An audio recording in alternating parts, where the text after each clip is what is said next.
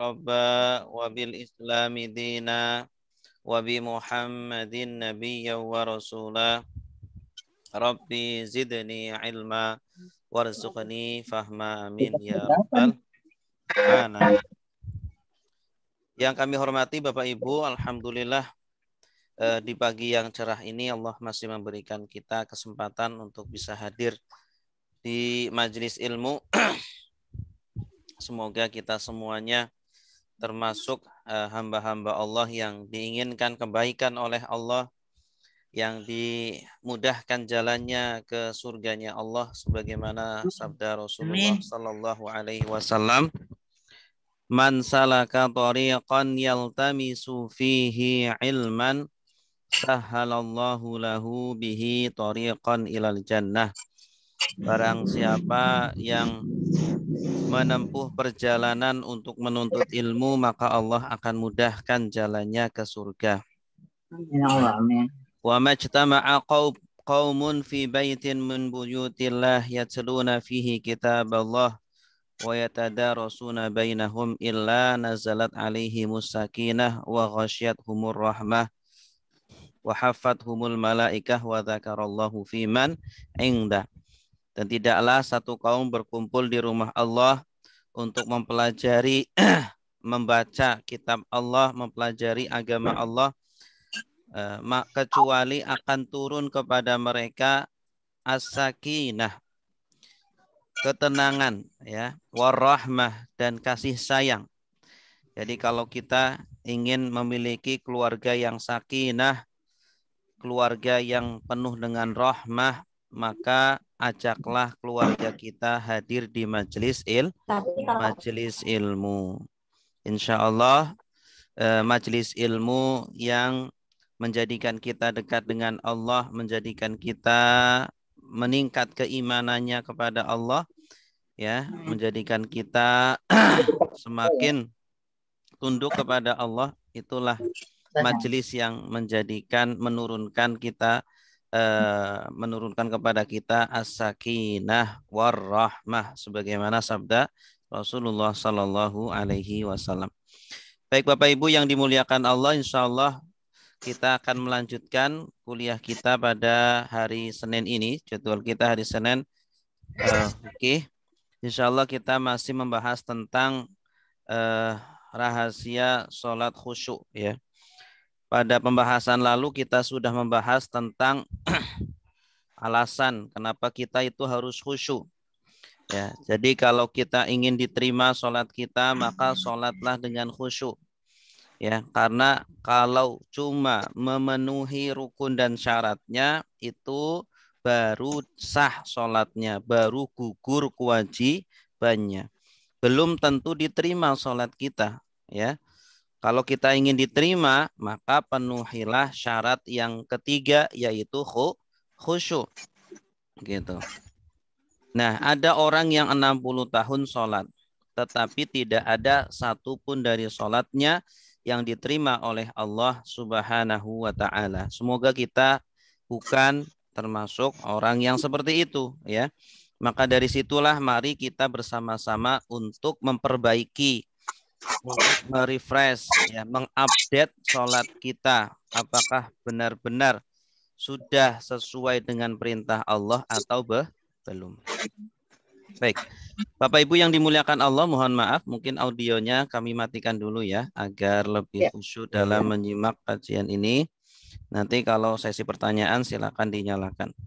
Baik, Bapak Ibu yang dimuliakan Allah, pada pembahasan lalu kita sudah membahas tentang alasan-alasan kenapa kita harus khusyuk. Nah, kemudian juga khusyuk ini ada sedikit tambahan dari kami. Kita mungkin bertanya, Pak Ustadz, khusyuk itu yang seperti apa sih? Ya, bagaimana saya bisa khusyuk di dalam sholat? Ya, terkadang ada yang merasa sudah khusyuk, tetapi ternyata dia belum mencapai khusyuk yang sebenarnya. Hanya praduga, hanya prasangka saja, ya, hanya perasaan saja. Nah, khusyuk itu Bapak Ibu kalau mau disingkat, yang pertama adalah memahami dan mentadaburi bacaan. Ya, jadi apa yang kita baca di dalam sholat maka harus kita faham, ya, karena ibarat sholat itu adalah komunikasi. Sholat adalah hubungan antara hamba dengan Allah. Kita kalau komunikasi dengan orang, kalau nggak tahu bahasa dia, ya tidak nyambung begitu ya. Kecuali kalau ada penerjemah. Nah, di dalam sholat tidak ada penerjemah, ya, maka tidak nyambung. Makanya antara sholat dengan silat, silat itu kan hubungan, silaturahim, menyambung ya, menyambung hubungan keluarga. Dengan sholat ini hampir sama katanya, ya. Karena apa? Keduanya ada hubungan. Sholat dan silat itu sama-sama menyambung antara, kalau silaturahim antara hamba dengan hamba, manusia dengan manusia, sedangkan sholat adalah menyambung hubungan antara hamba dengan Allah Subhanahu wa taala. Maka syarat dasar, ya, syarat pertama kita kalau ingin khusyuk di dalam sholat maka harus memahami bacaannya dari mulai takbiratul ihram sampai salam, ya. Dan tidak hanya memahami saja tetapi harus dihadirkan pemahaman tersebut, ya, selalu ada di dalam sholat kita ketika kita dari mulai takbiratul ihram sampai salam. Karena terkadang kita mengucapkan, mulut kita mengucapkan tetapi kita tidak merenungi, tidak menghadirkan makna-makna tersebut. Kemudian selanjutnya selain memahami bacaan juga memahami gerakan gitu. Kenapa sih? Pernahkah kita bertanya pada diri kita masing-masing, kenapa sih di dalam sholat itu ada berdiri? Kenapa ada ruku? Kenapa ada sujud? Kenapa ada duduk di antara dua sujud? Kenapa ada salam? Begitu. Itu harus kita cari jawabannya. Kenapa? Nah, para ulama sudah menjawab pertanyaan tersebut, ya. Kenapa di dalam sholat kita baca Allahu Akbar? Kenapa kita baca tasbih? Kenapa kita baca iftitah, bacaan iftitah, bacaan Al-Fatihah, surat, ya, dan seterusnya. Kenapa kita baca itu, tidak baca yang lainnya? Kita juga harus bertanya pada diri kita masing-masing, ya. Apa rahasia, apa hikmah dari bacaan-bacaan sholat? Dan juga apa rahasia, apa dan juga hikmah dari gerakan-gerakan di dalam sholat. Kemudian yang ketiga, di dalam sholat juga kita harus mengenal diri kita sebagai seorang manusia. Ya, kita itu ada sebuah ilmu, ya, ilmu yang harus kita pelajari. Sebagai seorang hamba Allah, kita harus belajar ma'rifatul insan, mengenal manusia, mengenal jati diri manusia. Manusia itu sebenarnya bagaimana, ya, agar kita itu tahu diri gitu. Dalam sebuah perkataan para ulama mengatakan man arofa nafsahu arofa robbahu. Barang siapa yang mengenal dirinya, ya, jati dirinya, maka dia telah mengenal Allah Subhanahu wa taala. Ya. Maka dia harus memposisikan dirinya pada tempatnya. Kita itu manusia itu hina. Kita itu dikeluarkan dari tempat yang hina, tempat keluarnya kotoran. Kita juga dahulu dari air yang hina. Ya, ketika kita keluar dari rahim ibu kita juga lemah, kita tidak berdaya, kita juga tidak punya apa-apa, tidak membawa sehelai baju pun, ya. Maka kenapa kita sombong? Kenapa kita angkuh? Kenapa kita merasa lebih dari yang lainnya? Kenapa kita membangkang terhadap perintah-perintah Allah? Padahal kita itu manusia yang kotor, manusia yang hina, penuh dengan dosa, penuh dengan noda. Nah, itu harus kita sadari. Kita itu budak, budaknya Allah. Budak itu hina, budak itu rendah. Nah, itu kita harus mewujudkan atau merasakan perasaan yang seperti itu di dalam sholat kita dan juga di dalam kehidupan sehari-hari kita. Sehingga kita menjadi manusia yang tawadhu, rendah hati, manusia yang tidak sombong, ya, Kemudian yang keempat, kita juga harus mengenal Allah. Ya, kita itu hina, sedangkan Allah maha mulia. Kita itu kecil, kita itu rendah. Allah maha besar dan maha tinggi. Ya, kita itu kotor dengan dosa-dosa, dengan kekurangan kita, dengan cacat-cacat kita, sedangkan Allah maha suci, Allah maha sempurna. Kita maha lemah, Allah maha kuasa, ya. Kita keluar dari dunia ini penuh dengan kelemahan. Sekarang pun ya kita selalu membutuhkan oksigen, membutuhkan nikmat dari Allah Subhanahu wa taala, ya. 1 menit pun Allah stop nikmat tersebut, ya, kita tidak bisa apa-apa gitu. Maka kita harus mengenal diri kita dan juga mengenal Allah Subhanahu wa taala gitu. Nah, manusia itu maha kecil, sedangkan Allah maha besar.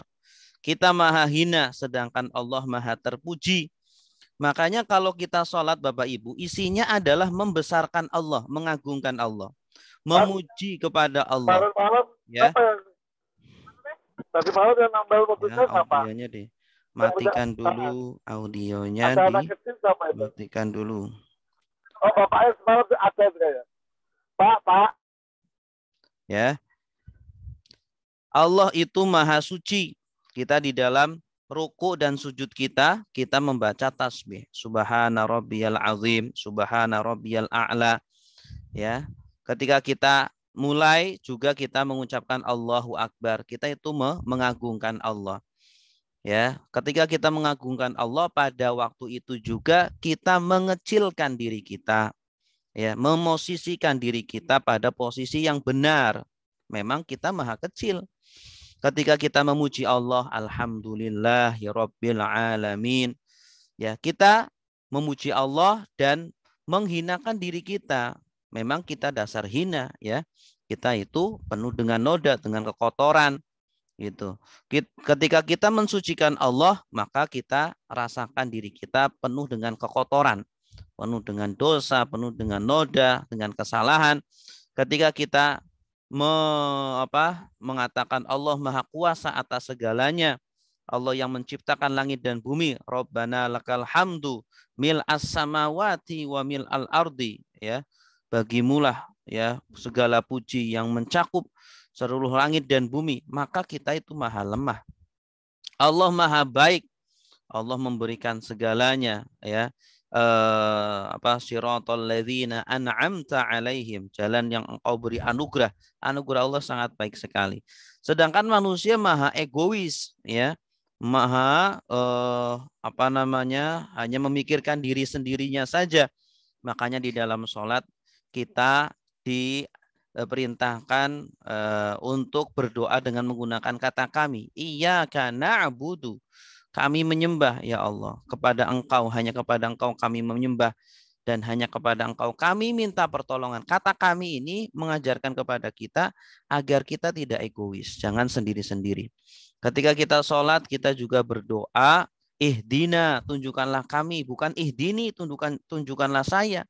Artinya apa? Kita mendoakan diri kita dan juga orang lain, jangan jadi orang egois gitu. Ketika salam pun kita memberi salam kepada semua kaum muslimin dan muslimat. Ke kanan assalamualaikum, ya, semoga keselamatan atas semua kalian kaum muslimin muslimat dan juga para malaikat. Ketika ke kiri juga sama. Allah maha ingat, ya, sedangkan kita maha pelupa.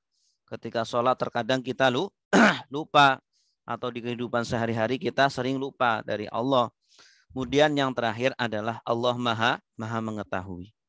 Allah mengetahui segalanya, sedangkan kita maha bodoh. Kita maha tidak tahu, ya, apa yang kita lakukan. Kadang kita tidak tahu. Allah mengetahui segalanya. Nah, ini ketika kita mengenal diri kita dan mengenal Allah, dan kita menempatkan posisi Allah pada posisinya, menempatkan posisi kita pada posisi kita yang sebenarnya, maka itulah sebenar-benarnya penghambaan kepada Allah gitu. Karena sebenarnya Bapak Ibu, sholat itu ibarat, ya, manusia itu seperti binatang yang liar, ya, karena manusia itu diciptakan dengan nafsu ammarah, nafsu yang membuncah, yang menyuruh pemiliknya untuk berbuat maksiat. Itu adalah sifat fitrah manusia, nafsu ammarah seperti itu. Suka untuk mengambil harta, suka terhadap harta, suka terhadap wanita atau lawan jenis, suka terhadap jabatan, terhadap tahta, kemasyhuran. Itu nafsu ammarah, ya, suka untuk menguasai, suka untuk memimpin. Itu nafsu-nafsu ammarah. Nah, nafsu-nafsu ammarah tersebut, ya, nafsu itu tidak bisa dimatikan, tetapi bisa dikondisikan, bisa dikontrol, bisa dikendalikan, bisa dijinakan, ya, seperti binatang yang liar, ya, bahkan anjing yang sangat najis, yang liar itu bisa dijinakan. Bahkan ketika anjing itu bisa dijinakan menjadi anjing yang jinak dan bisa digunakan untuk berburu, maka buruannya itu tidak dianggap najis, tetapi dianggap suci dan halal, boleh dimakan dagingnya. Itu anjing saja seperti itu, apalagi manusia. Maka setiap hari Allah Subhanahu wa taala memberikan terapi sholat kepada kita, hamba-hambanya, agar kita itu menjadi manusia yang jinak. Mulut kita jinakan, mata kita jinakan, pikiran kita jinakan, hati kita jinakan, agar semuanya berjalan sesuai dengan perintah Allah, berjalan sesuai dengan aturan Allah, sesuai dengan kitabullah, dengan sunnahnya Rasulullah Shallallahu Alaihi Wasallam. Ya, dan tidak cukup hanya sekali sehari saja. Maka kita harus sholat sebanyak 5 kali sehari. Begitu, agar kita menjadi manusia yang memiliki nafsu mutmainnah, nafsu yang tenang, jiwa yang tenang, sehingga tidak mudah tergoda dengan harta, dengan jabatan, dengan wanita atau lawan jenis dan lain sebagainya gitu. Nah, kira-kira kita sudah seperti itu atau belum, masih mudah tergoda dengan godaan-godaan dunia. Begitu, ya. Jadi tujuan Allah menciptakan sholat ini, dan sholat ini tidak dilakukan hanya fisik saja, tetapi harus dilakukan dengan hati kita, dengan khusyuk, karena jiwa itu adalah ada di dalam hati, ya.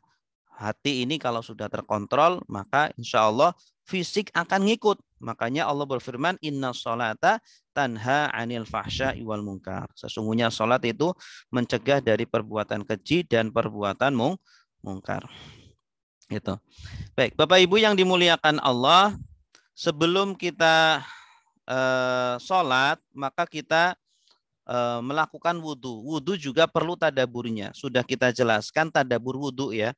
Ketika kita berwudhu tidak hanya sekedar membasuh dan mengusap bagian-bagian wudhu saja, tetapi kita harus mentadaburi sambil berdoa kepada Allah. Ketika kita membasuh muka kita berdoa, ya Allah, semoga muka ini menjadi putih, berseri, bersinar di hari kiamat kelak, di mana wajah-wajah orang kafir, wajah-wajah orang munafik menjadi kusam, menjadi hitam. Gitu. Kita minta kepada Allah agar wajah ini menjadi putih dan wajah-wajah calon penduduk surga. Setiap kali wudhu kita minta seperti itu. Ketika kita berkumur juga kita minta kepada Allah, ya Allah, jadikanlah mulut ini mulut yang bersih, mulut yang suci, tidak berkata-kata dengan kata-kata yang kasar, kata-kata yang bohong, kata-kata yang curang. Ya, ketika kita membasuh tangan kanan juga kita minta sama Allah, ya Allah, semoga tangan kanan ini menjadi tangan yang akan menerima catatan amal perbuatan kita nanti di akhirat, ya, dan jadikanlah tangan ini sebagai tangan yang hanya digunakan untuk berbuat kebaikan saja, bukan untuk berbuat maksiat. Ketika kita membasuh tangan kiri juga sama, ya Allah, semoga tangan kiri ini bukan yang digunakan untuk menerima catatan amal buruk, ya, catatan amalan kita. Dan seterusnya, itu perlu dihadirkan di dalam sholat kita, ya, sehingga apa? Sehingga menjadikan kita itu semakin sadar dan kita selalu menjaga anggota-anggota tubuh, anggota-anggota wudhu kita dari perbuatan-perbuatan maksiat. Baik, Bapak Ibu yang dimuliakan Allah, kita mulai untuk mentadaburi bacaan sholat, ya. Dimulai dari takbiratul ihram, ya. Ketika kita mengucapkan Allahu Akbar, Sebenarnya khusyuk itu ya kita dengan menghadirkan makna atau terjemahan atau arti dari bacaan Arab itu sudah sampai khusyuk ya. Asalkan apa? Kita bisa menjaga sampai akhir. Ya, dari mulai takbiratul ihram sampai salam kita bisa menjaga, bisa menghadirkan makna-makna tersebut tanpa menghadirkan makna-makna yang lainnya, itu sudah cukup. Ya, tetapi itu masih rendah sekali tingkat khusyuknya. Kita butuh mentadaburinya, kita butuh mendalaminya. Kita butuh mengerti apa rahasia dari Allahu Akbar. Kenapa harus Allahu Akbar yang diucapkan, bukan yang lainnya? Padahal zikir itu banyak ya. Ada Allahu Akbar, ada Subhanallah, ada Alhamdulillah. Ya, kenapa ketika mengangkat tangan Allahu Akbar tidak mengucapkan yang lain? Tidak Subhanallah, Alhamdulillah. Nah itu. Kenapa? Karena pertama kali kita, ya ini salah satu hikmahnya. Mungkin ada hikmah yang lainnya. Karena ketika kita sholat, ya kita itu ingin menghadapkan tidak hanya tubuh kita saja, tetapi juga hati kita, ya jiwa kita. Tidak hanya raga saja, tetapi jiwa dan raga menghadapkan kepada Allah, ya. Dan kita seolah-olah membuang dunia di belakang punggung kita, ya. Dan kita hanya menghadap kepada Allah Subhanahu wa taala. Hanya Allah yang maha besar. Hanya Allah yang maha penting. Hanya Allah yang diprioritaskan oleh kita, tidak yang lainnya. Itu hikmahnya kenapa kita mengucapkan Allahu Akbar. Bahkan ucapan Allahu Akbar tidak hanya diucapkan ketika takbiratul ihram. Ya, ketika perpindahan ya, gerakan itu juga kita mengucapkan Allahu Akbar. Ketika mau ruku kita baca Allahu Akbar, ketika mau sujud Allahu Akbar, ketika mau duduk di antara dua sujud Allahu Akbar, ketika mau berdiri Allahu Akbar. Apa hikmahnya? Kenapa perpindahan-perpindahan itu tidak dengan zikir yang lain, ucapan yang lain, tetapi dengan Allahu Akbar? Di antara hikmahnya adalah, maaf suaranya kecil ya. Yang lain gimana? Suara saya terdengar kecil atau sedang atau besar? Karena ini sudah powerful ini. Terdengar besar. Besar ya. Tapi ini ada yang kecil. Ibu Dian di mana posisi? Bagus Ustaz. Iya, bagus ini ada yang Ustaz. Ibu Dian di mana posisi?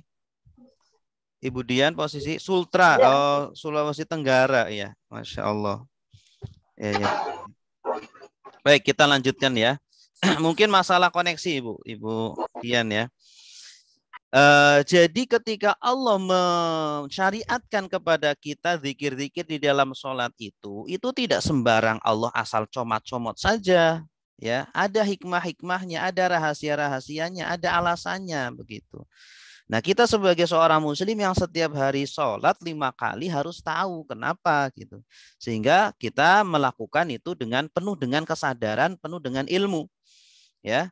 Jadi Allah menyuruh kepada kita untuk membaca Allahu Akbar ketika berpindah dari satu gerakan ke gerakan lain. Di antara hikmahnya adalah agar mengembalikan pikiran kita yang mungkin terkadang terbayang-bayang ketika di dalam sholat. Ya, ketika kita sedang mau ruku seumpama, ternyata kita membayangkan hal yang lain. Allah bilang Allahu Akbar, artinya apa? Jangan bayangkan itu. Allah itu lebih penting, Allah lebih diprioritaskan, Allah lebih besar daripada apa yang kamu bayangkan. Ya, apa yang kamu bayangkan itu sepele, remeh temeh, jangan dibayangkan. Yang lebih penting, lebih besar dari itu adalah Allah Subhanahu wa taala. Ya, jadi seperti teguran dari Allah, ya. Kita mau ruku Allahu Akbar, astagfirullah. Di dalam hati kita istighfar, astagfirullah. Saya habis mengingat hal-hal yang lain. Ketika kita mau sujud juga sama Allahu Akbar. Ya, kenapa? Karena di antara hikmahnya mungkin ketika kita di tengah sholat itu kita keluar pikiran kita dari sholat, maka disuruh untuk dibalikan lagi, ya. Konsentrasi kita, fokus kita terhadap apa yang kita baca. Ya. Ketika kita ruku, itu pun kenapa kok Allah memerintahkan ruku dengan bentuk yang biasa kita lakukan itu, kita membungkuk begitu. Ya. Kenapa? Karena ketika kita ruku, ketika kita sholat, ada ruku, ada sujud. Karena Allah menginginkan kita itu tunduk kepada Allah, tidak hanya jasad saja, tidak hanya raga saja, tetapi juga jiwa kita, tetapi juga hati kita, pikiran kita, tunduk kepada Allah, jinak kepada Allah seperti itu. Ya, makanya semua gerakan-gerakan sholat, semua bacaan-bacaan sholat itu tertuju untuk menjinakkan nafsu kita, untuk menjinakkan hati kita, pikiran kita. Ya, ketika batin sudah terjinakkan, maka otomatis dohirnya akan nurut begitu. Karena hati itu komandonya manusia, komandonya kita itu hati.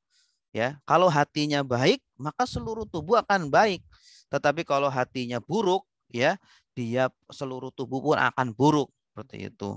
Mata tidak terjaga, mulut tidak terjaga, tangan tidak terjaga. Semakin baik hati kita, semakin tunduk hati kita kepada Allah, maka akan semakin tunduk fisik ya dan jasad kita untuk taat dan tunduk terhadap perintah Allah Subhanahu wa taala. Itulah kenapa ada Allahu Akbar. Kemudian selanjutnya ketika kita membaca iftitah, juga banyak bacaan-bacaan di situ kita mengagungkan Allah. Ya, kita membesarkan Allah. Maka pada waktu itu juga tidak hanya kita mengagungkan Allah dengan fisik ya, dengan kita mengucapkan dengan mulut kita, tetapi hati kita juga membenarkan. Ya, Allah memang benar-benar agung, benar-benar besar.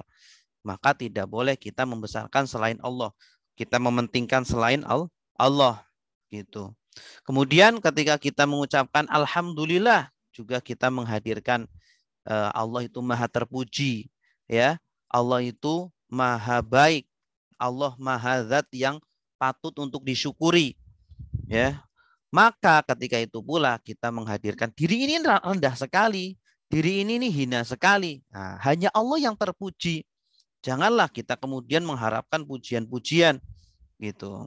Inni wajjahtu wajhiya. Nah, ini juga kita mengucapkan ini wajjahtu, harus kita benar-benar menghadirkan makna ini wajjahtu. Apa ini wajjahtu? Ya Allah, sesungguhnya aku menghadapkan diriku kepada Engkau, zat yang menciptakan langit dan yang menciptakan bumi. Itu benar-benar masukkan ke dalam hati. Kita menghadapkan diri kita, tidak hanya diri kita saja, tetapi juga jiwa kita. Jiwa dan raga kita. Jiwa dan raga kita. Raga dan pikiran kita. Dan hati kita. Totalitas kita hadapkan kepada Allah. Kenapa? Karena Allah lah yang menciptakan kita semuanya. Yang menciptakan langit dan bumi. Begitu. Kita terhadap yang punya Jakarta saja, gubernur Jakarta saja, kita sangat hormat kan? Ya, kita sangat patuh, sangat tunduk. Ya, kita terhadap pimpinan kita sangat patuh. Apalagi dengan zat yang menciptakan kita, menciptakan seluruh dunia. Begitu. Hanifan musliman, ketika kita mengucapkan musliman, kita sudahkah benar-benar menjadi seorang muslim yang tunduk? Karena muslim itu maknanya adalah tunduk. Muslim adalah yang taat kepada Allah. Muslim adalah kata Rasulullah, man salimal muslimuna min lisanihi wa yadihi, yang bisa menjaga lisannya dan tangannya dari sahabatnya, dari orang muslim yang lain, saudaranya. Itu. Sudahkah kita menjaga lisan dan tangan kita untuk menyakiti orang lain? Ya, padahal kita mengaku-ngaku di dalam sholat kita adalah musliman, hanifan musliman. Wa ma'ana minal musyrikin, dan tidaklah aku termasuk orang-orang yang musyrik. Ya, orang yang musyrik tidak hanya syirik besar saja, tetapi juga syirik kecil.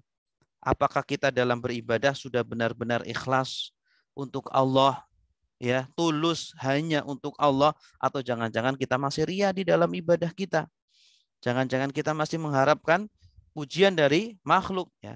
Inna salati wa nusuki wa mahyaya wa mamat. Wah, luar biasa. Ini benar-benar penghambaan, ya, totalitas kepada Allah. Ya Allah, salatku, ibadahku, hidupku, matiku hanya untukmu ya Allah. Seluruhnya untukmu ya Allah.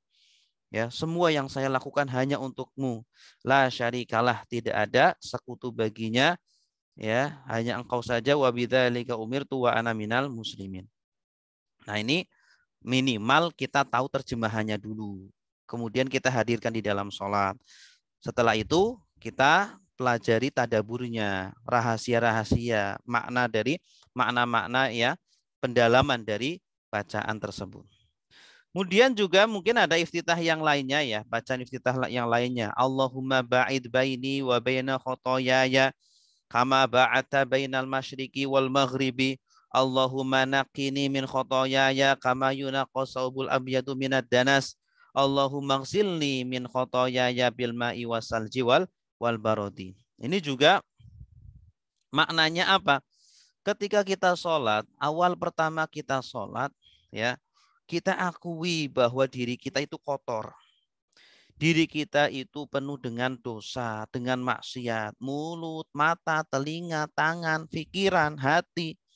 Jarang mengingat Allah, sering lalai dari Allah, ya. Mungkin mulut kita suka berdusta, mata melihat yang tidak halal. Nah, maka pertama kali menghadap kepada Allah, ya Allah, aku mengakui diri ini penuh dengan dosa, ya Allah. Saya itu kotor, ya Allah, dan Engkau maha suci, ya Allah. Engkau maha sempurna, ya Allah. Tidak ada satupun kekurangan pada dirimu, ya Allah. Kita akui itu, gitu. Minta kepada Allah agar membersihkan diri kita juga, ya, dari perbuatan-perbuatan dosa, maksiat-maksiat, kekurangan-kekurangan dan lain sebagainya. Selanjutnya bacaan isti'adzah. Ini juga disunahkan sebelum kita membaca Al-Fatihah, kita meminta pertolongan kepada Allah. Ya Allah, semoga sholat yang saya lakukan ini, ya Allah, terjaga. Tidak ada setan-setan yang membisik-bisiki, menggoda sehingga membawa pikiran saya melayang-layang kemana-mana, gitu ya. Allah lah yang akan mendatangkan khusyuk. Kita menyerahkan kepada Allah. Kita sudah berusaha, sudah berikhtiar, tetapi hasilnya diserahkan kepada Allah. Makanya kita serahkan kepada Allah. Ya Allah, saya sudah berusaha, adapun hasilnya Engkau yang menentukan, ya Allah. Gitu. Ya. Kemudian kita mengucapkan Bismillah, Bismillahirrahmanirrahim. Kita hadirkan makna Bismillahirrahmanirrahim. Dengan nama Allah yang maha pengasih, yang maha penyayang. Itu hadirkan saja di dalam sholat. Kalau sudah hadir makna tersebut, alhamdulillah. Ya, jangan yang hadir malah yang lain. Nah, setelah itu kalau mau mentadaburi silakan makna yang lebih dalam dari kata Bismillah. Bismillah artinya adalah kita minta pertolongan kepada Allah, ya, agar kita diberi kekuatan dalam menjalankan ibadah dan ibadahnya dengan khusyuk, dengan berkualitas. Selain itu juga Ar-Rahman, makna Ar-Rahman itu apa? Ar-Rahman adalah Allah memberikan nikmat tanpa pandang bulu kepada semua makhluknya, yang beriman ataupun yang kafir, yang taat ataupun yang maksiat. Ya, semuanya diberikan nikmat oleh Allah tanpa terkecuali. Kita apakah sudah mencontoh sifat Allah yang seperti itu atau kita pilih kasih, ya? Kalau kepada orang yang kita cintai, kita kasih. Kalau kita nggak suka, nggak kita kasih. Berarti kita masih pilih kasih. Ar-Rahim, yang memberikan nikmat nanti di akhirat kepada kaum muslimin, ya, yang masuk ke dalam neraka, diberikan syafaat oleh Allah. Diberikan pertolongan oleh Allah sehingga mereka dimasukkan ke dalam surganya Allah. Kemudian ayat kedua, Alhamdulillahirabbil alamin. Segala puji bagi Allah, Rabbil alamin, Tuhan seluruh alam. Ya, artinya kita berterima kasih kepada Allah. Kita memuji, seluruh pujian hanya diberikan kepada Allah. Sambil kita seraya merasakan diri ini tidak berhak untuk dipuji. Karena diri ini maha hina. Diri ini maha kotor. Penuh dengan kekurangan-kekurangan. Ya. Pujian itu hanya untuk Allah. Rabbil alamin. Yang Allah itu Tuhan semesta alam. Rob artinya yang mengurus makhluk-makhluknya. Yang mengatur makhluk-makhluknya. Yang menjalankan semua kegiatan-kegiatan di seluruh alam semesta ini. Ini adalah Rob, Allah. Ya. Kemudian yang ketiga, Ar-Rahmanir-Rahim. Yang maha pengasih, yang maha penyayang. Malik Yaumiddin, yang memiliki hari pembalasan. Ya, Allah lah yang nanti kelak menguasai dan memiliki hari pembalasan. Mungkin ketika di dunia kita bisa berbuat maksiat, kita bisa berbuat kriminal, tetapi kita tidak dihukum. Kita lolos dari penjara dunia. Ya, kita lolos di pengadilan dunia. Tetapi siapa tahu nanti di akhirat tidak ada yang lolos dari pengadilannya Allah Subhanahu wa taala. Ya, kalau di dunia kita bisa membayar hakim. Kalau di dunia kita bisa bersilat lidah, tetapi nanti ketika di akhirat tidak ada yang bisa menyogok Allah. Tidak ada yang bisa bersilat lidah di hadapan Allah Subhanahu wa taala. Makanya orang yang sholat dan memahami betul makna dari Maliki Yaumiddin, ya, maka dia takut untuk bermaksiat, takut untuk korupsi, ya, takut untuk mencuri, takut untuk berdosa sembunyi-sembunyi. Kenapa? Sesembunyi apapun dia, Allah tetap melihatnya. Gitu. Allah nanti akan mengadilinya nanti di pengadilan Allah di hari kiamat. Yang kelima, iyyaka na'budu wa iyyaka nasta'in. Ikhlaskanlah ketika kita mengucapkan iyyaka. Kita ibadah tidak mengharap balasan dari makhluk, tidak mengharap pujian dari makhluk. Kita ibadah memang diri kita butuh kepada Allah, bukan Allah butuh kepada kita. Kebalik. Kita yang butuh kepada Allah, kita butuh pada ibadah. Makanya kita lihat orang-orang Eropa itu banyak ketika sore, ketika malam, mereka itu minum minuman keras untuk menenangkan hati mereka, untuk menenangkan pikiran mereka. Karena mereka tidak punya terapi yang ada di dalam Islam. Di dalam Islam ada ibadah, ya, ada sholat, ada zikir, ada baca Quran, ada sholawat, dan lain sebagainya. Itu adalah pengganti dari minuman-minuman keras yang menenangkan, kata mereka, kata orang-orang Eropa gitu. Ya, jadi kita sudah diberikan solusi oleh Allah, yaitu ibadah, dan ibadah itu seperti makanan pokok bagi hati kita, ya, bagi akal pikiran kita, agar kita tidak stres, agar kita tidak gila, agar selalu tenang, ya, bahagia, maka butuh ibadah. Wa iyyaka nasta'in, dan hanya kepadamu lah kami minta pertolongan, ya Allah. Ya, kita sudah berusaha, berikhtiar dan lain sebagainya, maka jangan lupa minta tolong kepada Allah. Karena manusia itu hanya berusaha saja, sedangkan hakikatnya yang berbuat adalah Allah Subhanahu wa taala. Kemudian yang keenam, ihdinas siratal mustaqim. Ya, sepintar apapun kita, secerdas apapun kita, walaupun kita sudah berada di dalam agama Islam ini, maka tetaplah kita mencari ilmu, tetaplah kita belajar agar kita selalu berada di dalam hidayah Allah Subhanahu wa taala. Gitu. Kita selalu hidayah di sini ini bukan berarti orang asalnya kafir menjadi muslim, tidak, ya. Hidayah ini berarti ketika seseorang semakin dekat kepada Allah, ya, semakin kuat imannya, semakin meningkat amal solehnya, ya, semakin dia bertakwa kepada Allah, itulah hidayah, ya. Artinya kita sebagai manusia maka harus terus meningkatkan keislaman kita, yaitu bagaimana? Dengan cara belajar, dengan cara mencari, ya, membaca dan lain sebagainya. Yaitu jalannya siapa? Kita diberikan hidayah oleh Allah, yaitu hidayah yang seperti yang diberikan kepada orang-orang yang Engkau beri nikmat, ya Allah. Yaitu para nabi, para rasul, orang-orang soleh, para syuhada. Nah, maka sudahkah kita di dunia ini merapat kepada mereka, mengikuti suri tauladan mereka, para nabi, para rasul, cara hidup mereka? Sudahkah kita mencontoh cara hidup mereka? Sudahkah kita merapat kepada orang-orang soleh, kepada para ulama-ulama? Itu jangan hanya diucapkan saja setiap sholat, tetapi buktikanlah dengan amal perbuatan kita. Ghairil maghdubi alaihim, bukan jalannya orang-orang yang kau murkai, jalannya orang-orang yang sesat, bukan itu. Nah, sudahkah kita, ya, menghindar atau menjauh dari orang-orang yang sesat, orang-orang yang engkau murkai, gitu. Jangan malah sebaliknya, kita dengan orang-orang yang sesat, orang-orang yang Allah murkai, kita malah mendekat, kita malah menjalin kasih sayang, ya. Tetapi dengan orang-orang yang Allah cintai, kita malah menjauh. Dengan majelis ilmu kita malah menjauh, dengan ulama kita malah menjauh, dengan Al-Quran, dengan hadis kita malah menjauh. Berarti tidak sesuai ucapan dengan perbuatan kita. Kita sering meminta kepada Allah agar diberikan hidayah, diberikan jalan yang lurus, seperti jalannya para nabi, para rasul, orang-orang soleh, kita malah tidak ikhtiar untuk mendapatkan itu. Ya, maka ya harus ada ikhtiar dan juga harus ada usaha. Baik. Bapak Ibu yang dimuliakan Allah, berikutnya adalah bacaan ketika ruku dan sujud. Ketika ruku dan sujud kita membaca Subhana Rabbiyal Azim. Maha suci Allah yang maha besar dan memujilah aku kepadanya. Nah, hadirkan makna tersebut. Setelah itu kita hadirkan betapa diri ini itu rendah.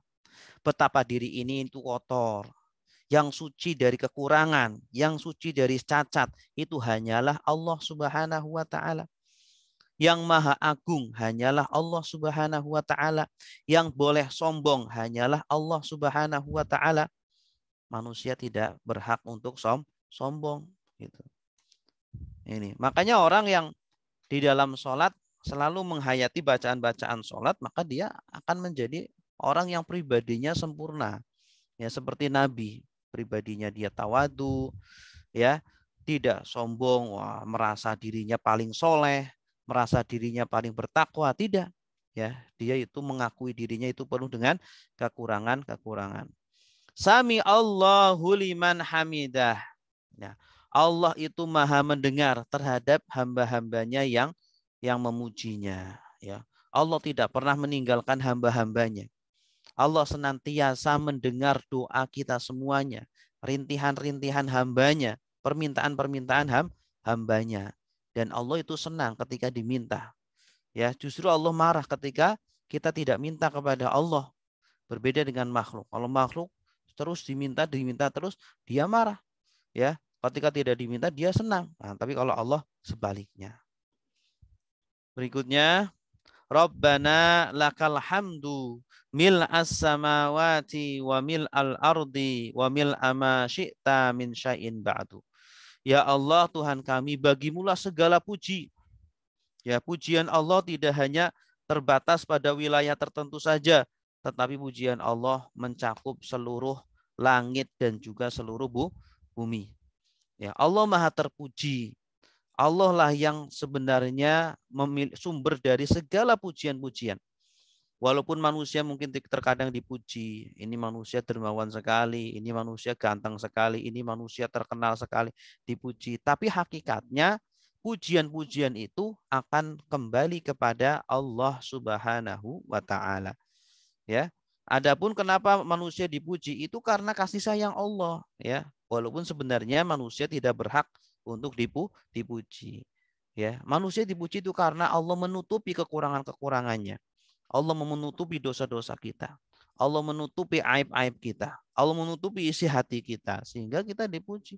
Coba bayangkan kalau Allah membuka semuanya, ya, maka kita tidak sudi untuk memuji seseorang gitu. Baik, selanjutnya bacaan sujud. Ketika sujud juga hampir sama seperti ketika bacaan ruku. Subhana rabbiyal a'la wa bihamdih. Ya, kita hanya mensucikan kepada Allah dari segala macam kotor, dari segala macam hal-hal yang tidak baik untuk Allah, dan kita menyematkan kesempurnaan hanya kepada Allah Subhanahu wa Ta'ala. Sedangkan kita hamba yang kotor, kita hamba yang harus tahu diri, hamba yang penuh dengan kekurangan, penuh dengan kelemahan dan kebodohan. Gitu.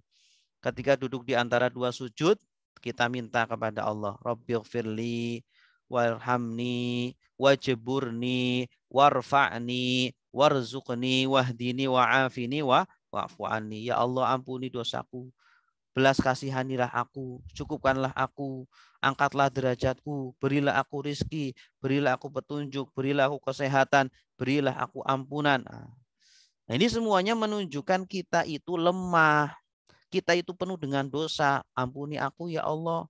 Kita itu maha butuh kepada Allah, maka kasihinilah aku ya Allah. Kita itu penuh dengan cacat, maka tutupilah, cukupkanlah aku ya Allah. Kita itu rendah, maka tinggikanlah derajatku ya Allah, irfa'ni. Kita itu butuh dengan rizki Allah, urzukni, rizkilah aku ya Allah. Kita itu bodoh, maka berilah aku petunjuk ya Allah, wahdini. Kita itu lemah, kita itu sakit, wa'afini, maka berilah aku kesehatan ya Allah. Wa'fu anni, kita itu penuh dengan dosa, maka ampunilah aku ya Allah. Ya, ketika kita duduk, kita seperti orang yang sedang memelas, ya. Orang yang sangat butuh, orang yang sangat dalam kondisi genting gitu. Ya, membutuhkan pertolongan dari Allah. Kemudian ketika tasyahud, at-tahiyyat, at-tahiyyatul mubarakatus sholawatut tayyibatu lillah. Kita benar-benar memberikan penghormatan, ya, keberkahan, sholawat, salam itu semuanya adalah milik Allah. Ya, kita itu tidak ada punya apa-apa. Kita itu fakir, kita itu miskin, ya, tidak punya apa-apa. Assalamu alaika ayyuhan nabiyyu. Hadirkanlah ketika kita sholat itu kita sedang menyapa Rasulullah. Ya Rasulullah, semoga sholawat serta salam selalu tercurahkan kepadamu ya Rasulullah. Semoga Allah mengangkat derajatmu ya Rasulullah. Gitu. Karena tanpa Rasulullah kita tidak mengenal Allah. Tanpa Rasulullah kita tidak mengenal agama Islam ini. Ya, semoga rahmat, keberkahan, salam untukmu ya Rasulullah. Itu. Ya, karena tanpa Rasulullah tidak bisa kita mengenal Allah. Dan kita juga ingat kepada saudara-saudara kita. Semoga salam atas saudara-saudara kita. Assalamu alaina wa ala ibadillahis sholihin. Semoga salam juga atasku ya. Ya Allah, saya juga sangat butuh sekali terhadap keselamatan. Selamat di dunia, selamat di akhirat, selamat diri ini, selamat keluarga kita. Ya, pasangan dan anak kita, cucu kita, semoga diberikan cucu keturunan yang soleh soleha. Asyhadu alla ilaha illallah wa asyhadu anna Muhammadan Rasulullah. Saya bersaksi ya Allah bahwa tiada Tuhan kecuali Engkau ya Allah. Kita benar-benar mengesahkan Engkau ya Allah dalam kehidupan ini ya Allah. Ya, jangan kita mengkhianati Allah, jangan kita selingkuh ya dengan dunia, ya, meninggalkan Allah. Wa asyhadu anna Muhammadan Rasulullah. Allahumma sholli ala Muhammad dan seterusnya. Sholawat kepada Rasulullah Sallallahu Alaihi Wasallam. Pahami dan hafalkan artinya ini, hadirkan di dalam sholat kita. Ya, insyaallah kalau kita hadirkan makna itu, ya, tanpa kita menghadirkan makna-makna yang lainnya, itu bisa menghadirkan khusyuk di dalam sholat. Ya, karena Rasulullah bersabda, laisa lil abdi min sholatihi illa ma aqala minha. Tidak ada pahala bagi seorang hamba dari sholatnya kecuali apa yang dia fahami dari sholatnya tersebut. Ya, maka fahami dulu, hadirkan arti-artinya itu, kemudian hayati, tadaburi, resapi di dalam sholat kita itu, gitu. Dan lakukan itu terus-menerus, insya Allah menjadikan nafsu kita ini menjadi nafsu yang mutmainnah, nafsu yang tenang, jiwa yang tunduk kepada Allah Subhanahu wa Ta'ala.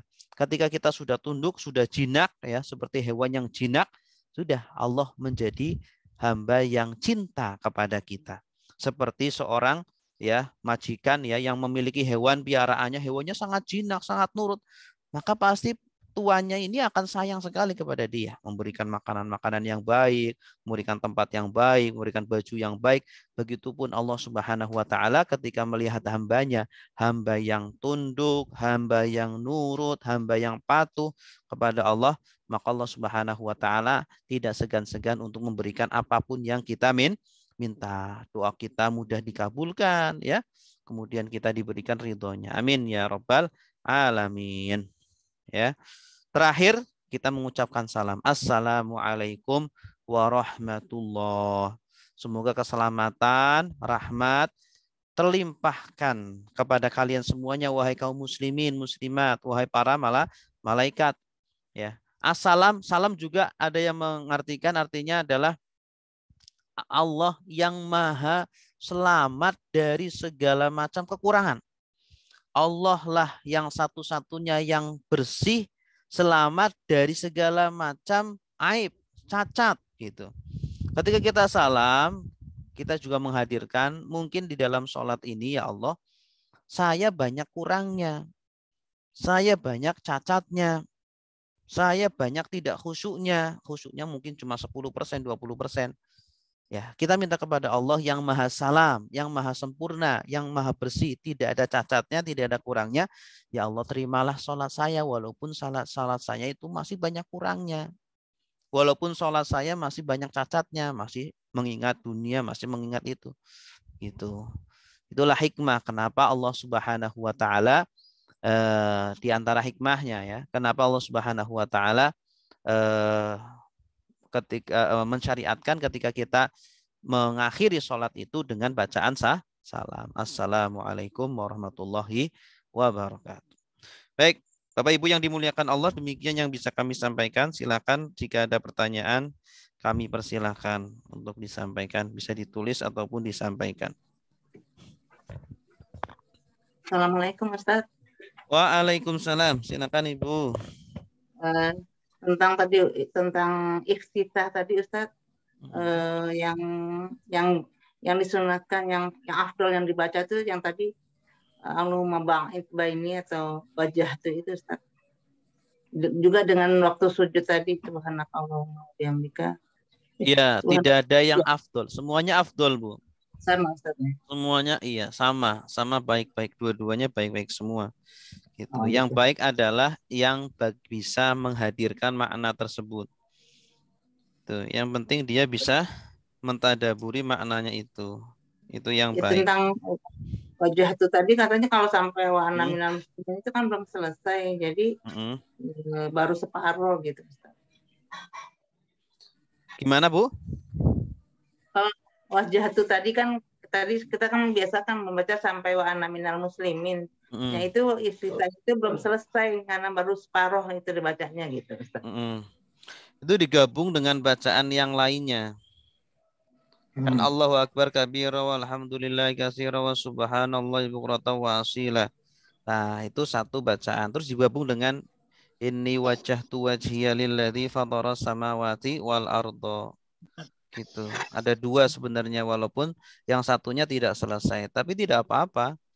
Tidak selesai tidak apa-apa, yang penting selesai dalam tadaburnya. Gitu. Ya, karena membaca itu pun tidak wajib. Ya kan? Kalau kurang tidak batal sholatnya kan? Kecuali kalau Fatihah. Ya, Fatihahnya ternyata baru 5 ayat, maka tidak sah sholatnya gitu.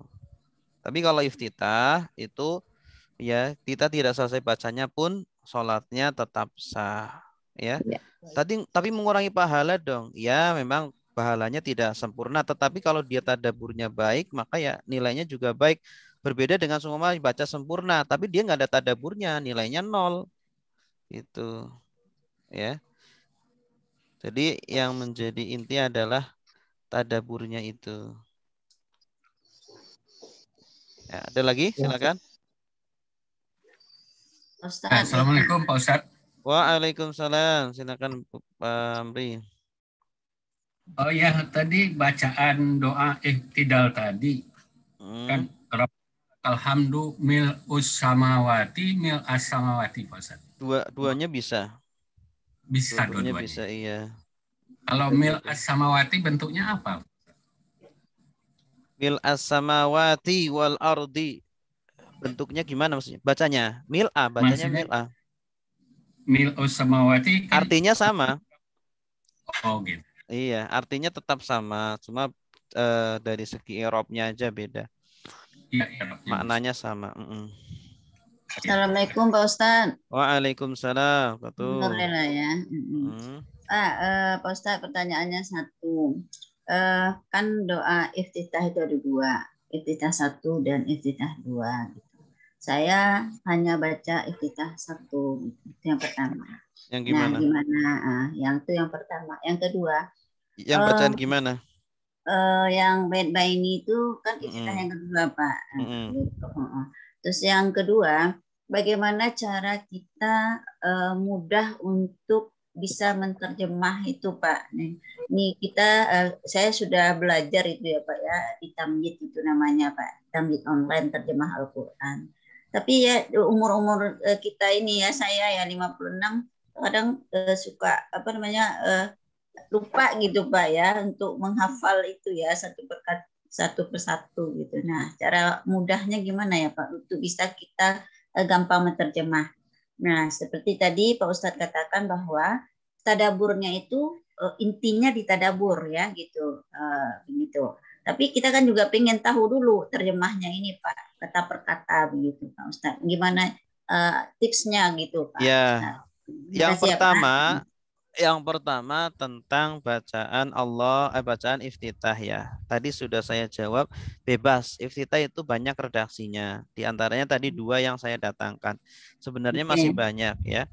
Tidak perlu tidak perlu Semuanya. diperselisihkan ya. Mana yang lebih baik, mana yang lebih bagus. Dua-duanya baik, bagus gitu ya. Yang penting itu adalah tadaburnya. Yang penting adalah pemahamannya ya.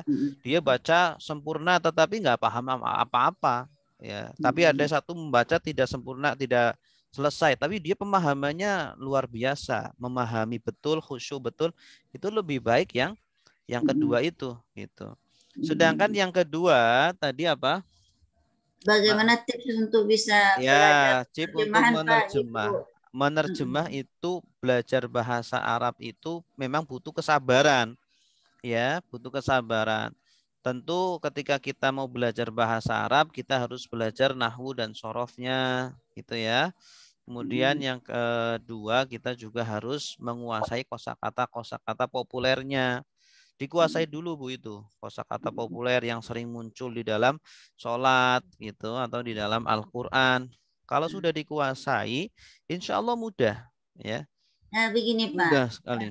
Begini Pak Ustadz, saya sedang belajar nih Pak terjemah Al-Quran, namanya Tamyiz Al-Quran gitu kan, melalui online itu. Jadi kita ada ada huruf, isim, fiil gitu apa kan. Cuman kadang untuk menghafalnya itu saking banyaknya gitu kan, ada cara-caranya juga itu. Itu yang saya maksudkan, bagaimana ya supaya kita itu mudah untuk menghafal itu gitu Pak itu. Iya. Kalau kita juga punya ada metode sendiri, metode Al-Ijaz. Kita juga menerjemah Al-Quran, ya, membaca kitab gundul, kitab kuning, yaitu dengan cara dengan menggunakan sholawat. Kita hafalkan dengan sholawat, kosakata populer. Kemudian langsung kita praktekkan kepada Al-Quran, kita langsung praktekkan kepada kitab kuning gitu. Yang penting itu kesabaran ya. Sabar ya Pak ya. Kesabaran iya, terus telaten. Yang penting walaupun sedikit tapi terus, jangan putus asa. Banyakkan orang yang gagal belajar bahasa Arab itu karena tidak sabar. Pengen langsung bisa celing gitu ya, nggak bisa. Dulu ketika kita belajar ngomong bahasa ibu aja itu kan butuh perjuangan kan. Ya. Tidak keluar dari rahim ibu, celing langsung bisa bahasa, ya nggak bisa. Dia kan mendengar dulu kan, mendengar umur 1 mungkin belum bisa, umur 2 sudah mulai beberapa kata bisa ngucapin, umur 3 wah itu sudah mulai. Kadang lancarnya baru ketika umur 3 tahun atau 4 tahun. Nah itu bahasa sendiri aja kita butuh sampai 3 tahun, 4 tahun. Bahasa Arab kita sudah berapa tahun belajar coba? Baru 1 tahun Pak. Baru 1 tahun. 1 tahun lebih lah, hampir 1 tahun setengah Pak. Iya, baru 1 tahun setengah itu baru sebentar. Baru sebentar ya Pak. Ya, harus sabar ya Pak ya. Harus sabar, iya. Alhamdulillah, doain ya Pak. Iya, sama-sama. Amin. Terima kasih ya, Pak. Sama-sama. Syukron. Afwan. Ada yang tanya di ini, izin Ustadz. Ustadz, bagaimana kalau saat sujud kemudian sebegitunya berusaha menghayati makna dan sujudnya sampai kemudian lupa apakah ini yang pertama atau kedua? Itu bagaimana itu Ustadz? Menjaga supaya tidak mudah lupa. Pernah juga di masjid Ustadz imam sholat juga beberapa kali kejadian serupa lupa. Padahal Masya Allah beliau juga termasuk orang yang alim dalam hal agama. Ya. Yang namanya lupa itu tidak bisa kita ini ya, tidak bisa kita tolak ya. Yang namanya lupa ya lupa. Maka kalau memang seperti itu, kita terlalu menghayati sampai lupa, ya tidak perlu terlalu menghayati gitu. Bahkan dalam Satu riwayatnya Ibnu Abbas itu ketika sholat itu cepat beliau. Kenapa? Karena takut ketika sholat itu dia malah teringat dengan hal-hal selain sholat. Makanya sujudnya sekadarnya aja. Sujud, yang penting sudah tumaknina sujud, roko, roko, kemudian i'tidal, kemudian sujud biasa. Tidak perlu sampai lama, sampai ruku, sampai 1 menit, 2 menit, tidak seperti itu. Ya, tidak harus seperti itu. Sekadarnya dulu kalau memang kita belum sanggup untuk menolak lupa itu. Sekadarnya saja, yang penting setiap gerakan atau setiap dari mulai takbiratul ihram sampai salam itu tidak melayang pikiran kita. Usahanya itu dulu aja dulu, Bu. Bagaimana agar bisa full 100% dari mulai takbiratul ihram sampai salam itu tidak masuk pikiran-pikiran ya liar itu. Itu aja dulu, nggak perlu tidak harus yang dalam-dalam dulu. Gitu. Kalau memang sudah bisa seperti itu, mulai kita tadaburi. Tadaburnya tidak hanya bacaan saja, tetapi juga tadaburnya mentadaburi diri kita yang maha lemah, diri kita yang maha hina. Makanya kita letakkan kepala ini yang sangat kita kita agung-agungkan gitu ya, di tempat yang paling rendah, dan kita meletakkan pantat ini yang kotor ya di tempat yang paling tinggi gitu. Nah, itu artinya apa? Kita itu tidak lebih baik dari pantat kita ini gitu. Diri kita itu, kepala kita bisa lebih kotor dari pantat kita ini ketika kita isi dengan sesuatu yang kotor gitu. Nah, itu mentadaburi gerakan juga penting, selain kita juga mentadaburi bacaan ya, dan juga mentadaburi diri kita dan mentadaburi siapa yang kita sembah. Begitu. 4 hal ini diaktifkan semuanya, insya Allah akan semakin meningkatkan kualitas sholat kita. Gitu. Ya. Jangankan ini ya, ulama ya, Nabi pun pernah lupa sholat zuhur 2 rakaat. Ya, harusnya 4 rakaat, ternyata 2 rakaat. Gitu. Nabi pun pernah lupa seperti itu. Tapi lupanya Nabi justru menjadikan syariat. Akhirnya ada sujud sahwi begitu. Kalau Nabi nggak pernah lupa, nanti nggak ada sujud sahwi gitu. Ya, sehingga umatnya nanti yang pada lupa bingung nanti cara sholatnya gitu kan. Dengan Nabi lupa akhirnya menjadi hikmah bagi kita semuanya. Ketika lupa maka sujud sahwi. Bagaimana hukum doa kunut? Doa kunut ini jumhur ulama mengatakan sunnah. Ya, mayoritas ulama mengatakan sunnah ketika sholat subuh. Sebagian mengatakan tidak sunnah begitu. Ya, perbedaan ulama gitu disikapi biasa saja, tidak perlu terlalu sepaneng, terlalu serius lah, biasa saja. Bagaimana bila kita lupa dalam bacaan? Hati kita mohon ampun atas ketidaksempurnaan sholat kita. Bagaimana baiknya membatalkan, mengulangi atau apa? Iya, kalau kita seumpama lupa-lupa di dalam maksudnya lupa bacaannya tuh lupa pemahamannya, Bu, ini. Kalau seumpama kita lupa bacaannya, seumpama yang dibaca adalah lupa bacaannya, Pak Ustadz. Bacaannya rukun atau yang sunnah? Yang sunnah, terutama yang sholat, yang bacaan ini hafalan kita, sholat doa-doa sunnah itu sering lupa. Contohnya azim atau alim, sering kembali. Oh gitu. Al-azim atau al-alim itu ada kan di surat Al-Baqarah ayat 10, ayat Al-Qadir, Qadir dan azim. Itu posisi itu sering lupa. Nah, itu mana yang alim, mana yang azim, mana yang qadir, seperti itu. Itu seperti apa? Saya khawatir itu kan dalam kebetulan kalau azim sama alim kan mungkin tidak bertentangan. Saya khawatir nanti ketemu bacaan-bacaan yang mananya itu bertentangan. Padahal kita sendiri belum begitu paham arti harfiahnya per kata. Bagaimana sebaiknya? Ya, kalau yang bukan rukun itu nggak masalah, salah-salah nggak masalah. Tapi kalau yang rukun, ya, kalau salah-salah dan salahnya fatal, ya itu bisa membatalkan sholat. Contoh Fatihah. Bacaan Fatihah itu kan rukun. Maka harus benar. Ya, dari mulai bismillah sampai waladhdallin harus benar, tidak boleh salah. Itu. Kemudian bacaan tasyahud. Tasyahud itu juga rukun. Itu juga harus benar. Itu. Terus bacaan takbir. Takbir juga rukun. Allahu Akbar. Ya, banyak yang tidak perhatian dengan bacaan takbir. Ya, kalau salah baca, seumpama bacanya Allahu Akbar, itu artinya beda. Kalau Allahu Akbar itu hamzahnya ada 2, berarti artinya apakah Allah Maha Besar? Itu. Kalau A-nya panjang, Allahu Akbar. Ketika kita panjangkan ba-nya Allahu Akbar, itu juga artinya beda. Ya. Kalau akbar artinya kan maha besar, ya, atau paling besar. Tapi kalau akbar itu artinya bedug. Berarti Allah bedug dong. Naudzubillahi min dzalik.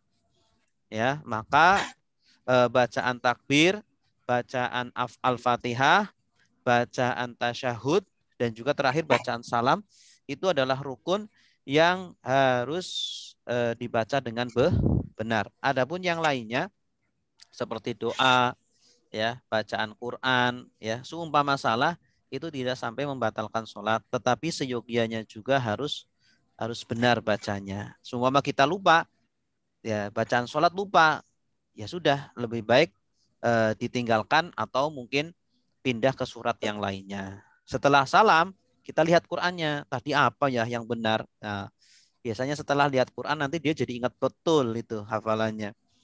Itu. Ya. Nah, memang yang saya lakukan kadang seperti itu, Pak. Jadi kalau di tengah-tengah itu lupa azim atau alim bacaan sholat sunat itu, begitu selesai assalamualaikum saya cek, oh apa ya? Oh ternyata kalau yang ke surat ke-6 itu azim, 10 alim, 20 qadir, 29 alim lagi. Yeah. Nah itu. Jadi kadang seperti itu, cuman pas di sholat itu nanti ya, kalau sholat kalau dipakai lagi lupa lagi nggak, Bu? Kenapa, Pak? Nanti kalau dipakai lagi sholat berikutnya lupa lagi nggak? Ya kalau misalnya langsung dipakai itu biasanya sih tidak lupa. Nanti begitu berapa ini tidak baca itu lagi lupa lagi. Gitu, Pak. Ya lupa itu fitrah manusia. Ya. Nggak apa-apa. Makanya kita disuruh untuk selalu baca Quran biar terus-menerus terjaga. Jadi rupanya memang hafalan-hafalan itu harus dijaga, harus rutin dibaca, ditadaburi, dibaca ulang semuanya supaya kalau pas sholat tidak lupa. Nah, kadang-kadang ini yang ya baca Quran saja, tapi hafalannya tidak dipelihara, itu Pak yang sering. Kalau bisa baca tafsirnya juga, penjelasan ulama. Kenapa kok di sana pakai azim, di sini pakai alim, di situ pakai qadir gitu. Itu harus kita itu kritis ya. Seorang muslim itu harus kritis, tetapi kritis yang membangun gitu, bukan kritis yang nyinyir gitu. Nah, kritis yang membangun. Kenapa sih sholat subuh kok 2 rakaat? Kenapa nggak 3 rakaat? Nggak 5 rakaat? Tapi bukan berarti kritis tidak percaya, bukan, tetapi ingin apa? Lebih meningkatkan keimanan. Apa hikmahnya gitu? Kenapa kok ada sholat sih? Kenapa kok sholat kok gerakannya seperti itu sih? Nggak yang lain? Kenapa bacanya itu nggak baca yang lain? Itu kritis yang bagus. Itu insya Allah menjadikan orang itu semakin maju gitu ya. Bukan menjadikan orang semakin jauh dari agama begitu. Terus kalau kita ragu-ragu itu gimana Pak Ustadz? Ragu-ragu nih. Ragu-ragu ini rakaat ke-3 atau rakaat ke-4. Ya. Kalau ragu-ragu dalam rakaat, maka pilih yang paling sedikit. Pilih yang paling sedikit. Ragu antara 3 dengan 4, pilih 3. Berarti pilihnya 3. Nah, terus kalau misalnya kita di dalam sholat sudah mau selesai loh, Saya tadi itu sudah tahiyat awal atau belum ya? Padahal tahiyat awal kan rukun, tapi kita di rakaat ketiga, rakaat keempat itu kita ini lagi tadi tahiyat awal sudah Tahiyat awal sebelum ya? sunnah, Sudah Bu. sebelum ya? Tahiyat awal sunnah. Jadi kalau kita lupa ya, kita dianjurkan sujud sahwi tetap, tetapi kalau tertinggal tidak sampai membatalkan sholat karena sunnah. Tahiyat awal itu sunnah, yang wajib itu tahiyat akhir. Tahiyat akhir itu yang wajib, yang rukun. Mumpung ingat Pak Ustadz, tata cara untuk sujud sahwi itu bagaimana ya? Apakah sebelum assalamualaikum, sebelum salam? Sebelum salam ya? Ya, jadi setelah tahiyat selesai, jangan langsung salam, tapi sujud. Sujud, terus duduk, sujud lagi, kemudian duduk lagi, baru setelah itu salam. Sujud, duduk lagi, terus sujud lagi. Iya, sujudnya 2 kali. Oh, 2 kali. Sujudnya 2 kali. Sujud yang pertama karena lupa, sujud yang kedua untuk memecut setan. Oh, 2 kali. Bukan seperti sujud seperti kita sujud waktu sholat itu, Ustaz. Iya, seperti sholat. Sujud sholat berapa kali? Iya, 2 kali. 2 kali kan. Iya, betul. Sujud, duduk, terus sujud lagi. Di dalam duduk itu ada bacaan apa enggak, Pak Ustaz? Enggak ada. Enggak ada. Enggak ada. Terus kalau di sujudnya itu Pak Ustadz, misalnya kita belum hafal bacaan sujud sahwi, kita boleh berkata dalam hati atau enggak, ya Allah, aku ini maaf yang dhaif, sangat sering lupa, mohon dimaafkan, Engkau tidak pernah lupa, mudah-mudahan Engkau menerima amal kami, ya Allah, mohon maaf atas tadi ya, mungkin ada yang lupa karena mungkin kita ada yang slip apa gitu. Kalau bacaannya subhanaman la yanamu wa la yashu. Subhanaman la yanamu wa la yashu. Ya. Subhanaman la yanamu wa la yashu. Itu kalau lupa. Kalau nggak hafal nggak apa-apa karena tidak wajib bacaannya. Subhanaman yanamu wa la yashu. Maha suci Allah yang tidak tidur dan tidak lupa.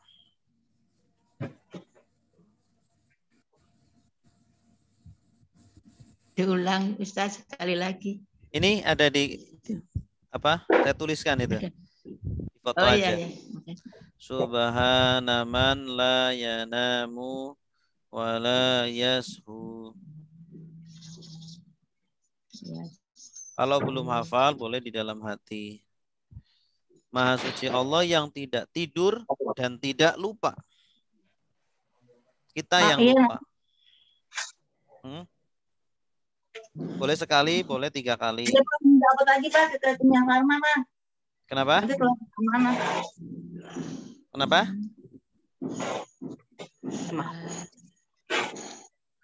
Ya.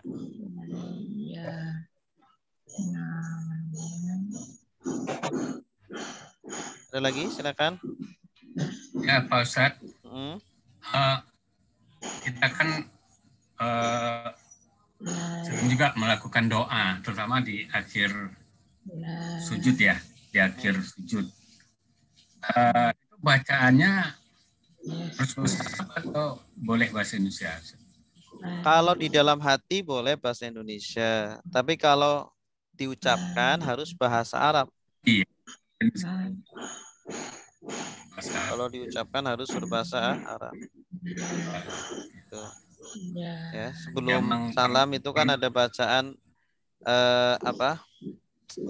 Allahumma inni a'udzubika min adzabil qabri wa min adzabin nar wa min fitnatil mahya wa min fitnatil mamat wa min fitnatil masihid dajjal.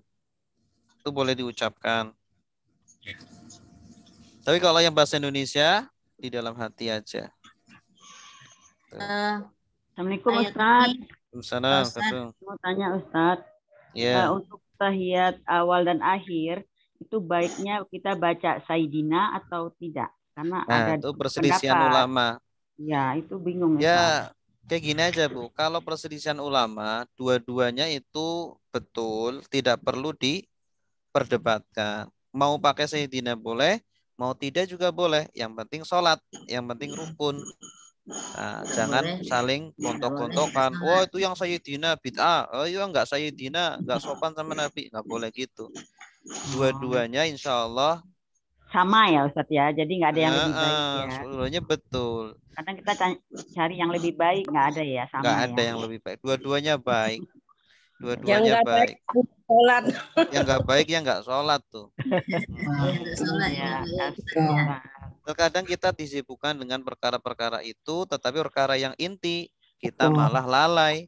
Yang itu justru kan sholatnya khusyuk. Kita malah lebih mementingkan sesuatu yang zahir. Oh, itu sholatnya cingkrang apa enggak? Dia sholatnya nempel apa enggak kakinya? Kita lebih penting seperti itu. Sedangkan hatinya nggak diurus. Ya? Khusyuknya nggak diurus. Tuh kan? Padahal kan perkara itu perkara perselisihan ulama, tidak perlu terlalu runcing-runcingkan gitu. Yang penting saling menghormati, saling menghargai, tidak saling menjatuhkan begitu. Ya, ada lagi? Ustaz, ayat ini yang sujud sahwi ini dibaca pada sujud pertama ya Pak? Dua-duanya boleh. Boleh, makasih ya Pak Ustaz. Ustaz. Ya, silakan. Ini tadi bacaan yang sujud sahwinya ini yang ini ya, subhana mala. Subhana man la yanamu wala yashu. Maha suci. Subhana mala yanamu wala yashu. Maha suci. Maha suci Allah yang tidak tidur dan tidak lupa. Dan tidak lupa.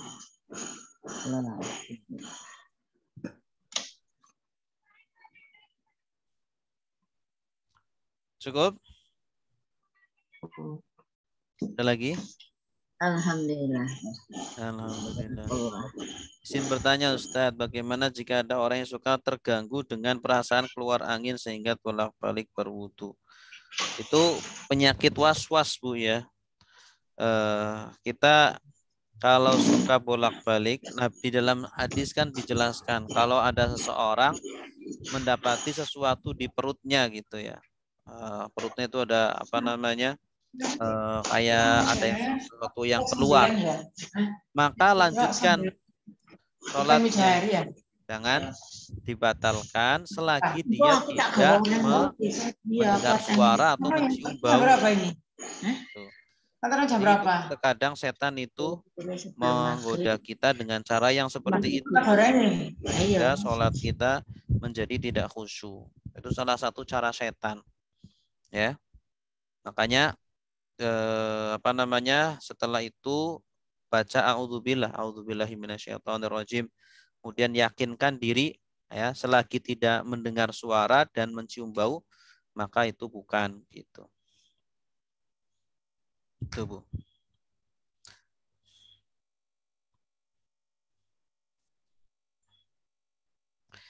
Kalau letak jari susah ditekuk waktu duduk, bagaimana Ustadz? Jadi tidak sempurna. Jarinya ditekuk. Jari maksudnya di jari kanan itu di ini. Coba Ibu Yusnita dijelaskan. Ini Ustadz, yang waktu kita duduk itu kan jari jempol ya diiniin atau kaki, jari kaki. Jari kaki yang terus yang kaki kiri di apa sih namanya didudukin itu kan kadang susah ya, agak kurang enak gitu. Itu kenapa, gimana Ustadz? Susahnya kenapa? Susah sakit atau gimana?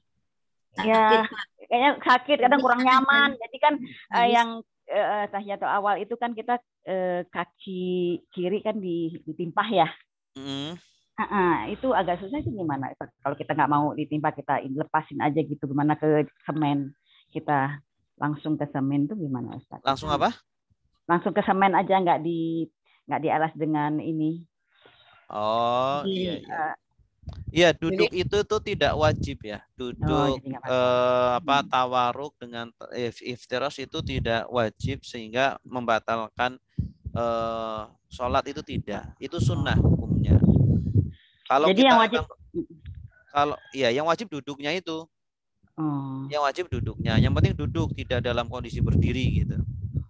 Nah, kalau tidak sanggup dengan cara tawaruk ya atau dengan iftirosh, ya boleh sumpama bisanya tawaruk ya udah duduk tawaruk, bisanya iftirosh ya udah duduk iftirosh gitu ya, semampunya kita ya. Bahkan kalau kita tidak bisa duduk kan boleh berbaring kan.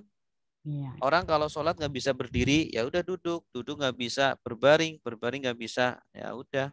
Tapi nggak harus dipaksakan ya Ustadz, ya, saya bisa sempurna, nggak harus ya. Semampu kita. Fattaqullaha nyaman ya Ustadz. Ya. Ada lagi? Silakan. Satu, Pak Ustadz, pertanyaan Pak Ustadz tadi saya lihat ada absen dicentang. Apakah absen itu penting? Ya, penting. Karena saya tadi 2 kali baru pada saya hadir dari awal. Oh, dari awal ya. Kalau hadir, Ibu tulis di chat ya. Ibu ini hadir dari ini gitu. Ya, tadi udah saya chat. Ya, gitu. Terima kasih ya, Pak Ustadz. Terus pakai nama asli, jangan pakai nama yang lain biar nanti pengabsenannya mudah. Ya, saya pakai Nurela cuma tambah LA-nya aja ya. di belakang tuh. Baik, cukup ya. Kita makasih, akhiri sampai di sini dengan membaca doa kafaratul majlis.